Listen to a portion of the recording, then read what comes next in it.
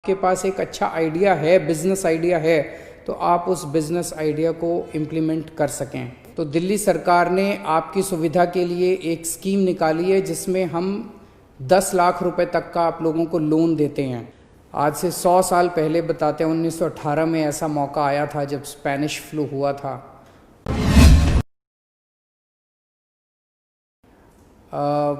Vice chancellor madam professor Anu Singh ji, registrar of the university, deans, faculty, students, teachers, ladies and gentleman, आप सब लोगों को सबसे पहले मेरा नमस्कार। और मैं खुद चाहता था कि मैं आपके यूनिवर्सिटी में आऊं और पर्सनली आप सब लोगों से मिलूं। हमेशा किसी भी कॉलेज में जाना, चाहे वो किसी भी कारण से हो, किसी भी बहाने से हो, इट इज़ ऑलवेज़ मेरे लिए बहुत सुखद अनुभव होता है किसी भी कॉलेज में जाके युवाओं से मिलना, टीचर्स से मिलना। लेकिन कोविड की वजह से मैं यहाँ वीडियो कॉन्फ्रेंसिंग के ज़रिए आप लोगों से बातचीत कर रहा हूँ। सबसे पहले जिन जिन स्टूडेंट्स को आज डिग्रीज़ और ऑनर्स मिले हैं उन सबको तहे दिल से बहुत बहुत बधाई। और मैं भगवान से प्रार्थना करता हूँ कि आप सब लोगों के सपने पूरे हों, आपने जो जो ज़िंदगी में सोचा है आपको वो सब मिले। जैसा अभी मनीष जी ने भी कहा कि ये बड़ा मुश्किल दौर है जिससे हम सब लोग, पूरी इंसानियत गुज़र रही है, पूरी पृथ्वी गुज़र रही है। आज से 100 साल पहले बताते हैं 1918 में ऐसा मौका आया था जब स्पेनिश फ्लू हुआ था, और आज 100 साल के बाद ऐसा मौका आया है जब पूरे देश दुनिया में कोविड की महामारी फैली हुई है। पूरी ज़िंदगी अस्त व्यस्त हो गई है लोगों की और बहुत कठिन दौर से सब लोग गुज़र रहे हैं। लेकिन इतने कठिन दौर से भी में भी अंबेडकर यूनिवर्सिटी के टीचर्स ने, स्टूडेंट्स ने, स्टाफ ने मिलके पढ़ाई को रुकने नहीं दिया, नॉर्मल उसको रुकने नहीं दिया, तरह तरह के तरीके निकाले और आज कॉन्वोकेशन हो रहा है, सबको डिग्री मिल रही है। इसके लिए मैं आप सब लोगों के साहस को, आप सब लोगों की सिंसेरिटी को, मेहनत को मैं सलाम करता हूँ और आप सब लोगों को बहुत बहुत बधाई देता हूँ इसके लिए। It was a very difficult period, but you have successfully managed to overcome these difficulties.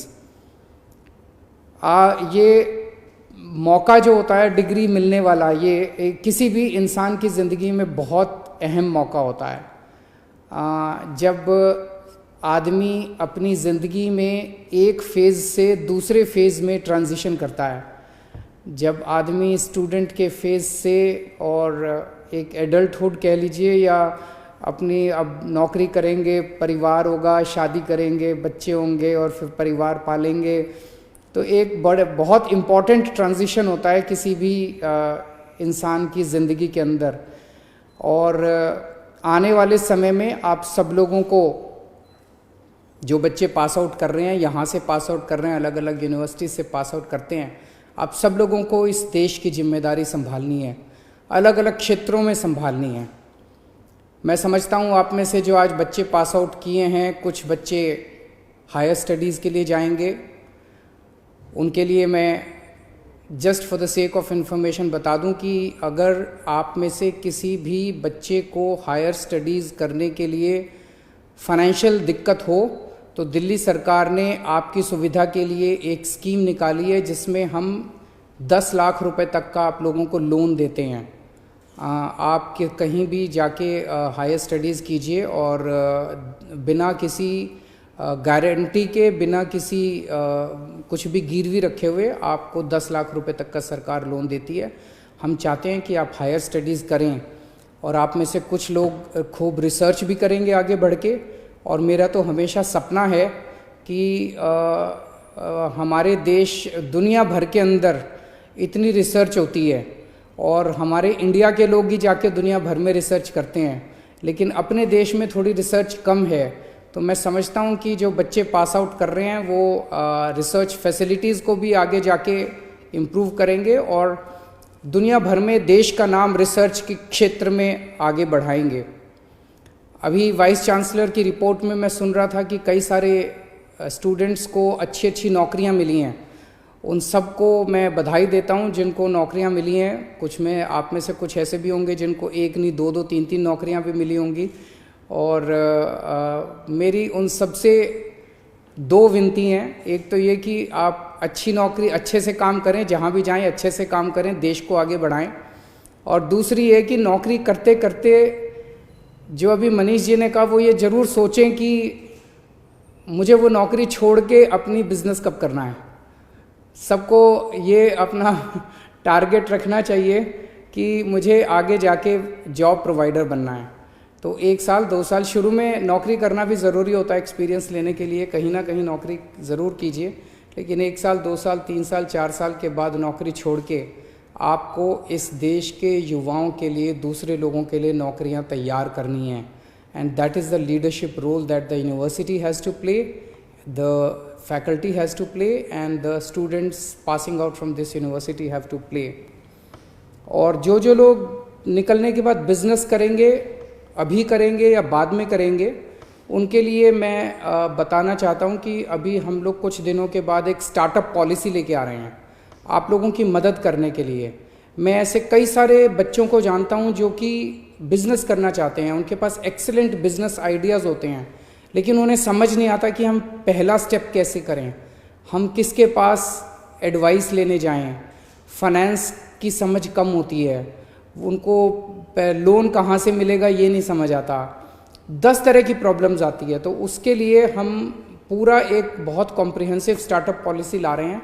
उसमें आपको पूरी लीगल गाइडेंस, टेक्निकल गाइडेंस, आपको लोन दिलवाने में मदद करेंगे, आपको कुछ सब्सिडीज़ भी देंगे और बहुत तरह की आपको मदद करेंगे, ताकि अगर आपके पास एक अच्छा आइडिया है, बिजनेस आइडिया है, तो आप उस बिजनेस आइडिया को इम्प्लीमेंट कर सकें। और मैं ज़रूर समझता हूँ और होना भी चाहिए कि आप में से कुछ लोग आगे जाके पॉलिटिशियन भी बनेंगे, और बनना भी चाहिए। जो पॉलिटिशियन बनना चाहते हैं, आप सब लोगों का हमारी पार्टी में भी स्वागत है। बट जोक्स अपार्ट, आप जहाँ भी जाएं, जिस भी पार्टी में आप शामिल हों, आप आगे जाके ईमानदारी के साथ राजनीति करें।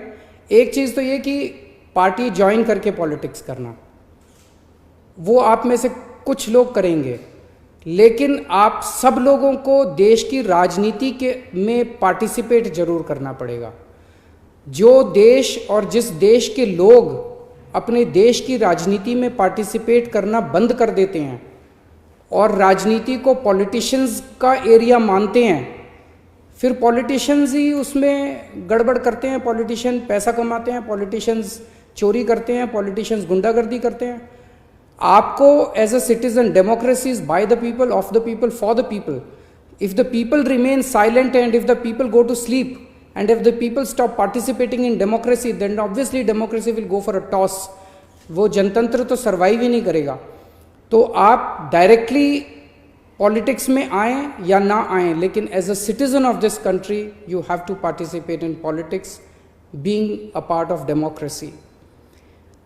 जहां भी रहें आप, जो भी करें आप देश को हमेशा सामने रखिएगा। इस देश ने आपको बहुत कुछ दिया, लेकिन जब भी जो कुछ भी करें, हमेशा देश को सामने रखिएगा, इस देश के लोगों को सामने रखिएगा। और हमें सबको मिलके, मैं हमेशा बार बार कहता हूं कि दुनिया का सबसे खूबसूरत और सबसे बेहतरीन देश भारत है, और भारत के लोग भी बहुत अच्छे हैं। हमारे सिस्टम्स थोड़े ख़राब हैं, इन सारे सिस्टम्स को हम सब मिलके ठीक करेंगे। मैं फिर से भगवान से प्रार्थना करता हूं कि आप सब लोगों को भगवान खूब खुशियां दे, आप सब लोगों के सपने पूरे हों और आगे चल के आप बहुत अच्छे से इस देश की बागडोर संभालें। नमस्कार, शुक्रिया।